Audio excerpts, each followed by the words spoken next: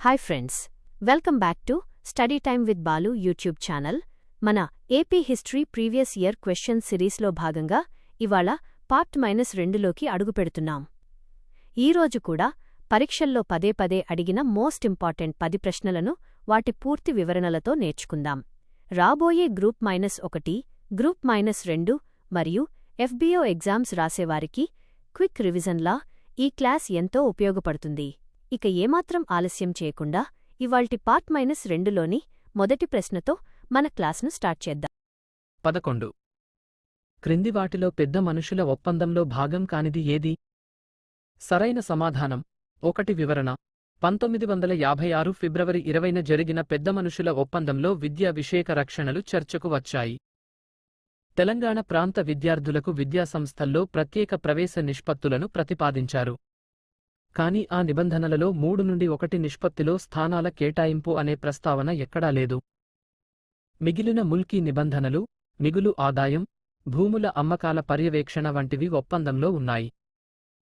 కాబట్టి విద్యాసంస్థల్లో 3:1 నిష్పత్తిలో స్థానాల కేటాయింపు అనేది ఈ ఒప్పందంలో భాగం కాదు. 12. కింది వాటిలో ఏది పెద్ద మనుషుల ఒప్పందం లో భాగం కాదు? సరైన సమాధానం 4. వివరణ. పెద్ద మనుషుల ఒప్పందంలో ఉద్యోగాల భర్తీ జనాభా ప్రాతిపదికన జరగాలని నిర్ణయించారు. వ్యవసాయ భూముల అమ్మకంపై తెలంగాణ ప్రాంతీయ మండలికి పర్యవేక్షణ అధికారం ఇచ్చారు. ముఖ్యమంత్రి, ఉపముఖ్యమంత్రి పదవుల పంపిణీ ఇరు ప్రాంతాల మధ్య సమతూకంగా ఉండాలన్నారు. కాని 2 ప్రాంతాల కాంగ్రెస్ కమిటీల విలీనం అనే అంశం ఈ 14 సూత్రాల ఒప్పందంలో లేదు. అందువల్ల ఆంధ్ర మరియు హైదరాబాద్ కాంగ్రెస్ కమిటీల విలీనం పెద్ద మనుషుల ఒప్పందంలో భాగం కాదు. 13. పూర్వపు హైదరాబాద్ రాష్ట్రంలో ఆపరేషన్ పోలో గా పిలువబడినది ఏది? సరైన సమాధానం 2. వివరణ. భారతదేశానికి స్వాతంత్ర్యం వచ్చిన తర్వాత కూడా హైదరాబాద్ సంస్థానం స్వతంత్రంగా ఉండాలని చూసింది. నిజాం పాలకుడు నిరంకుశంగా వ్యవహరించడంతో భారత ప్రభుత్వం జోక్యం చేసుకోవాల్సి వచ్చింది. భారత సైన్యం హైదరాబాద్ సంస్థానాన్ని దేశంలో విలీనం చేయడానికి ఒక మిలిటరీ చర్యను చేపట్టింది. 1948 సెప్టెంబర్ 13న ప్రారంభమైన ఈ సైనిక చర్యకు ఆపరేషన్ పోలో అని కోడ్ నేమ్ పెట్టారు. దీనినే చరిత్రలో సాధారణంగా నిజాంపై జరిపిన పోలీస్ చర్య, పోలీస్ యాక్షన్ గా పిలుస్తారు.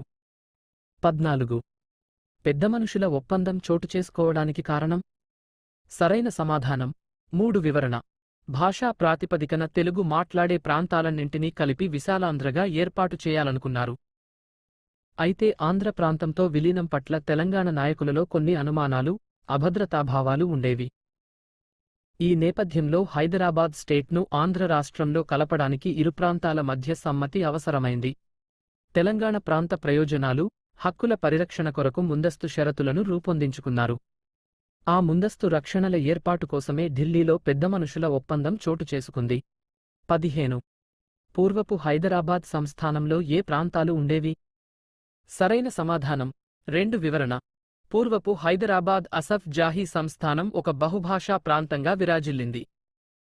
ఇందులో ప్రధానంగా తెలుగు, మరాఠీ, కన్నడ భాషలు మాట్లాడే 3 భిన్న ప్రాంతాలు ఉండేవి. పరిపాలనా సౌలభ్యం కోసం మొత్తం సంస్థానాన్ని 16 జిల్లాలుగా విభజించడం జరిగింది. ఈ 16 జిల్లాలలో 8 తెలుగు మాట్లాడే జిల్లాలు, తెలంగాణ ప్రాంతం కలిగి ఉన్నాయి. మిగిలిన వాటిలో 5 మరాఠీ మాట్లాడే జిల్లాలు మరియు 3 కన్నడం మాట్లాడే జిల్లాలు ఉండేవి. 16.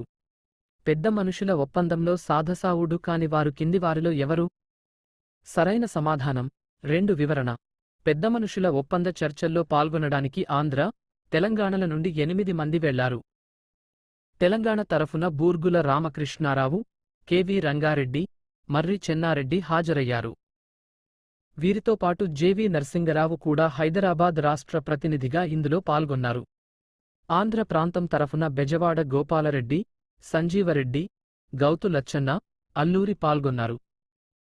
ఈ చారిత్రాత్మక సమావేశంకు సభ్యత్వం లేదు. 17. హైదరాబాద్ స్టేట్కు ముఖ్యమంత్రిగా ఉండినది ఎవరు? సరైన సమాధానం 1. వివరణ. హైదరాబాద్ సంస్థానంపై పోలీస్ చర్య ముగిసిన తర్వాత కొంతకాలం సైనిక, సివిల్ ప్రభుత్వాలు నడిచాయి. ఆ తర్వాత 1952లో హైదరాబాద్ రాష్ట్రానికి మొట్టమొదటిసారిగా సార్వత్రిక ఎన్నికలు జరిగాయి. ఈ ఎన్నికలలో కాంగ్రెస్ పార్టీ విజయం సాధించి ఒక ప్రజాదరణ పొందిన ప్రభుత్వాన్ని ఏర్పాటు చేసింది. ఆ ఎన్నికైన తొలి ప్రజాస్వామ్య ప్రభుత్వానికి బూర్గుల రామకృష్ణారావు ముఖ్యమంత్రి అయ్యారు. ఆయన 1952 నుండి 1956లో ఆంధ్రప్రదేశ్ అవతరణ వరకు హైదరాబాద్ ముఖ్యమంత్రిగా కొనసాగారు. 18 సర్కారు జిల్లాలను, సీడెడ్ జిల్లాలను, తెలంగాణ జిల్లాలను కలిపి విశాలాంధ్రగా ఏర్పరచాలనే ఆలోచన ఎవరిది? సరైన సమాధానం 3 వివరణ. తెలుగు మాట్లాడే ప్రాంతాలన్నింటినీ ఒకే గొడుగు కిందికి తేవాలనే భావన చాలా పాతది. కోస్తా, సర్కారు, రాయలసీమ, సీడెడ్, తెలంగాణ జిల్లాల కలయికను విశాలాంధ్రగా పిలిచారు. ఈ 3 ప్రాంతాలను కలిపి ఒకే ఉమ్మడి రాష్ట్రాన్ని నిర్మించాలనే ఆలోచనను ఆయన చేశారు. ప్రముఖ స్వాతంత్ర్య సమరయోధుడు, రాజకీయ నాయకుడైన అయ్యదేవర కాళేశ్వరరావు దీనిని ప్రతిపాదించారు. ఆయనే సర్కారు, సీడెడ్, తెలంగాణ ప్రాంతాల కలయికతో కూడిన విశాలాంధ్రను బలంగా కాంక్షించారు. 19 తెలంగాణ రాష్ట్రము ఎప్పటికి విడిగా ఉండాలని కోరుకున్న తెలంగాణ నాయకుడు క్రిందివారిలో ఎవరు? సరైన సమాధానం 1 కె.వి. రంగారెడ్డి. వివరణ: ఆంధ్ర ప్రాంతంతో విలీనం వల్ల తెలంగాణ ప్రయోజనాలకు నష్టం జరుగుతుందని కొందరు భావించారు. అందువల్ల హైదరాబాద్ స్టేట్ను ప్రత్యేక రాష్ట్రంగానే ఉంచాలని కొందరు గట్టిగా వాదించారు. తెలంగాణ ప్రాంత కాంగ్రెస్ నాయకుడైన కొండా వెంకటరంగారెడ్డి, కె.వి. రంగారెడ్డి ఇందులో ముఖ్యులు. ఆయన ఆంధ్ర ప్రాంతంతో కలవడానికి అస్సలు ఇష్టపడక తెలంగాణ విడిగా ఉండాలని కోరుకున్నారు. తదుపరి పెద్ద మనుషుల ఒప్పందంలో తగిన రక్షణలు కల్పించిన తర్వాతే ఆయన విలీనానికి అంగీకరించారు. 20 ఆంధ్ర మరియు తెలంగాణ నాయకుల మధ్య పెద్ద మనుషుల ఒప్పందం ఎప్పుడు జరిగింది? సరైన సమాధానం 4 ఫిబ్రవరి 20, 1956. వివరణ: రాష్ట్రాల పునర్వ్యవస్థీకరణ కమిషన్ నివేదిక తర్వాత విశాలాంధ్ర ఏర్పాటు ప్రక్రియ ఊపందుకుంది. ఇరు ప్రాంతాల నాయకుల మధ్య ఉన్న విభేదాలను పరిష్కరించడానికి కేంద్ర ప్రభుత్వం చొరవ తీసుకుంది. దీనికోసం దేశ రాజధాని ఢిల్లీ నగరంలో ఇరు ప్రాంతాల ముఖ్య ప్రతినిధులు ప్రత్యేకంగా సమావేశమయ్యారు. 1956 సంవత్సరం ఫిబ్రవరి 20వ తేదీన ఉభయ ప్రాంతాల రక్షణలపై ఇరుపక్షాలు ఒక అవగాహనకు వచ్చాయి. ఈ చారిత్రాత్మకమైన రక్షణల ఒప్పందాన్నే రాజకీయాల్లో పెద్ద మనుషుల ఒప్పందం అని పిలుస్తారు.